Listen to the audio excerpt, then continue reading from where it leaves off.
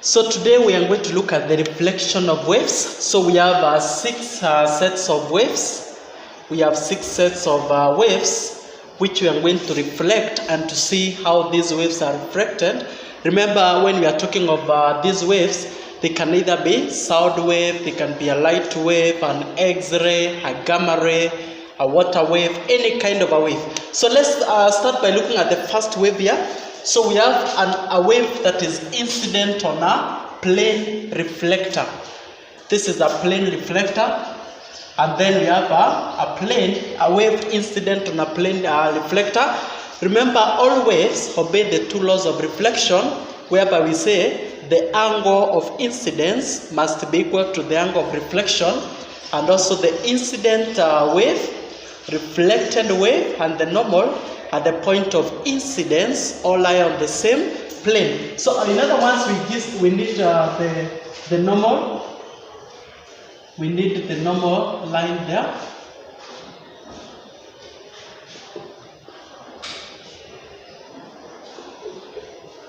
And once we draw the normal line, then we know angle of incidence must be equal to the angle of deflection. The angle of incidence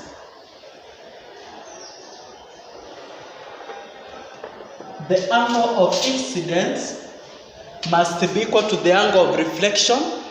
This is the angle of incidence here, angle I, and this one is angle R, the angle of reflection.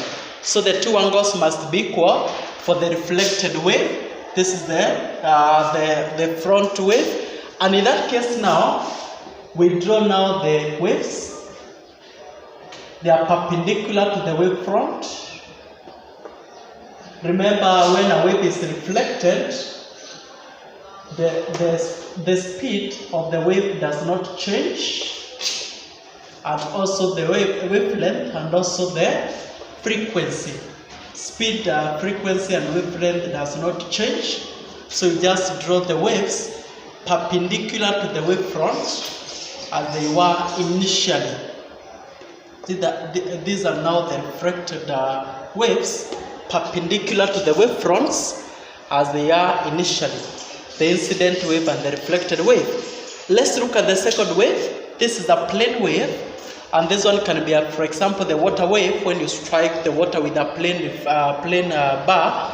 And then this wave is incident on the wave is incident on the mirror.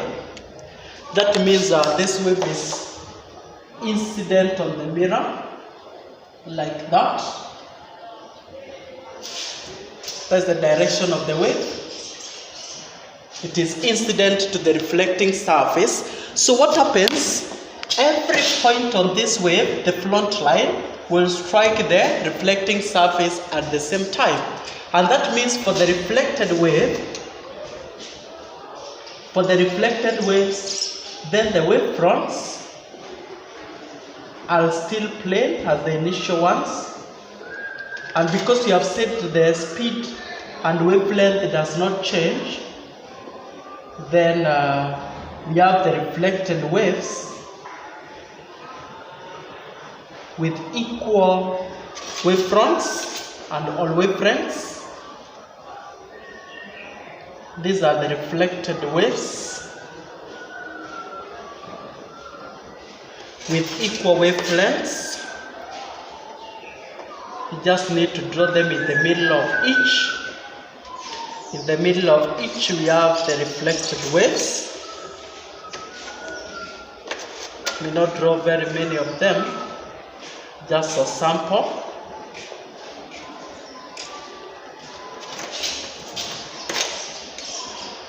Just a sample of the reflected wave. And then the direction, this wave is coming backwards.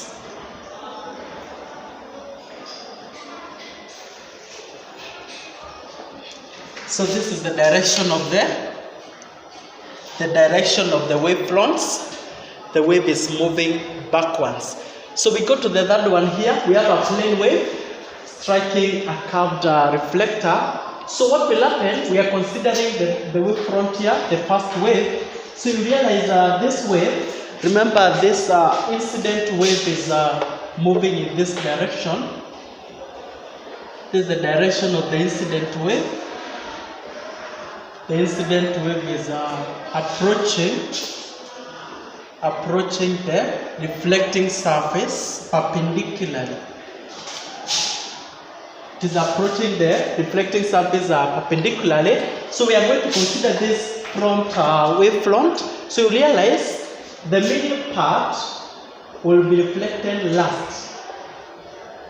If you compare the top part and the bottom part and then the middle part, you realize that the middle part is covering a longer distance, so that means it will be reflected last. And that means because the top and the bottom will be reflected being the front, then simply it means this wave will be converging. So in other words, for the reflected wave, we draw a converging kind of wave fronts. So these are the directions of the waves.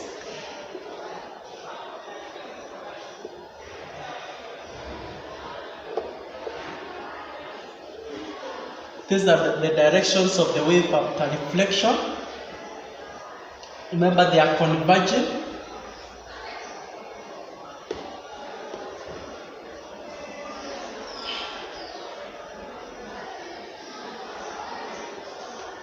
So they are converging, so that means all converging waves are normally circular. So we start with the first one here.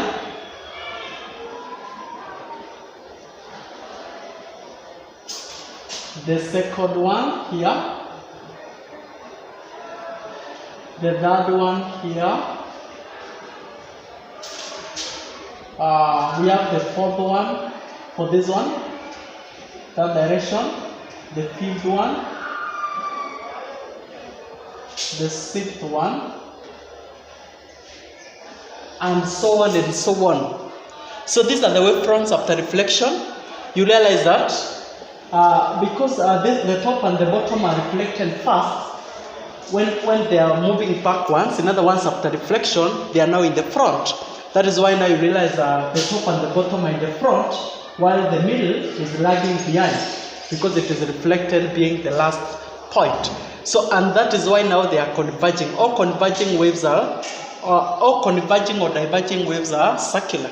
So we go to the other one now. So we have a curved wave, circular waves striking a curved reflector. These are circular waves striking a curved reflector.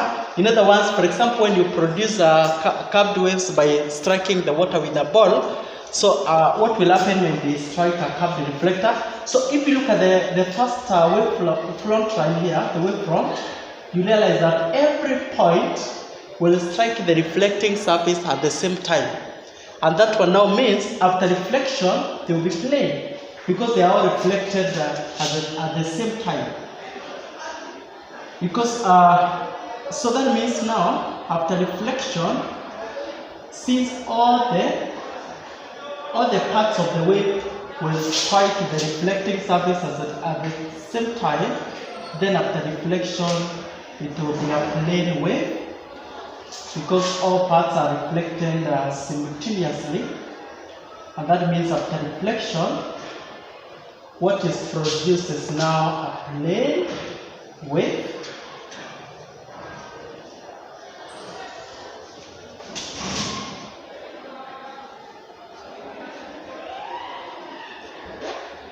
So this is now the kind of a wave produced after reflection. The direction is now away from the reflecting surface.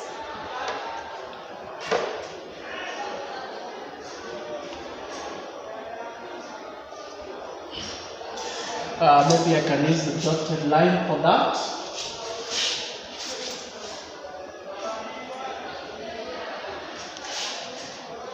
That is the direction of the wave fronts. We have said because the front wave will strike the reflecting surface at the same time, then they are all reflected at the same time, and that means that it becomes a plane. wave. We go to the other one now, the fifth one.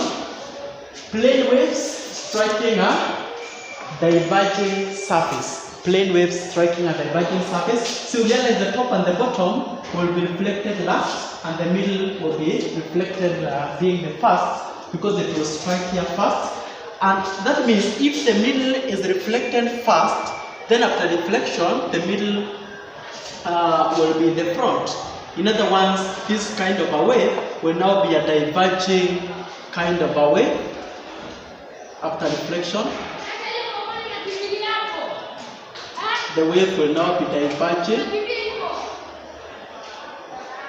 After reflection now, this is now the diverging, the direction of wave fronts.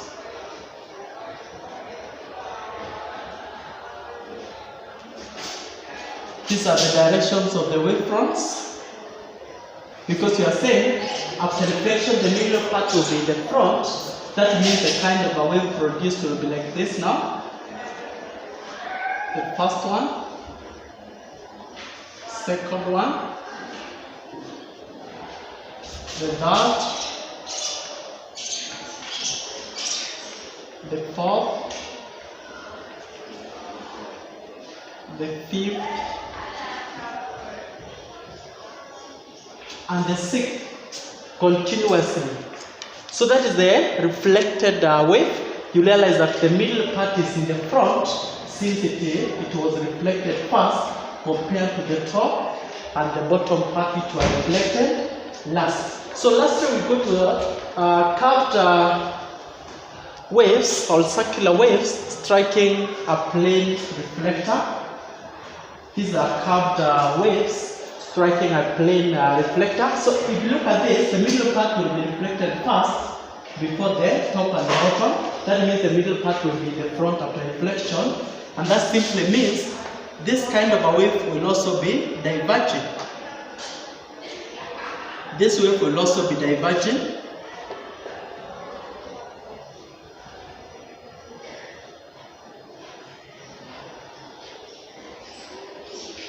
Because you realize that after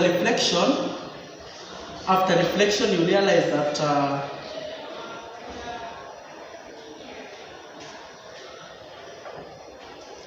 the front part is now the middle,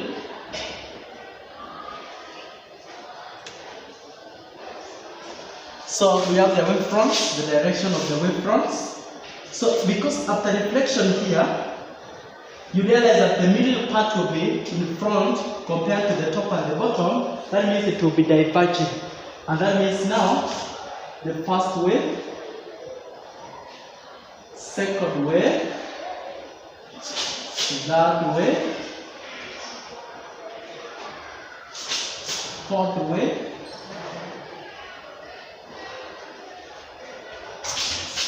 fifth wave, sixth wave, and so on and so on. So the key thing to note here is that when a wave is reflected, only two things vary, and these two things are the direction of the wave. Actually, what varies is the direction of the wave. Actually, what varies is the direction, and what does not change. What does not change is one, we have the wavelength. Two, we have the frequency. The frequency of the wave. Remember, wavelength is the same as the speed. The speed of the wave. And this is what changes. What changes. So that marks the end of today's session. Wish you all the best.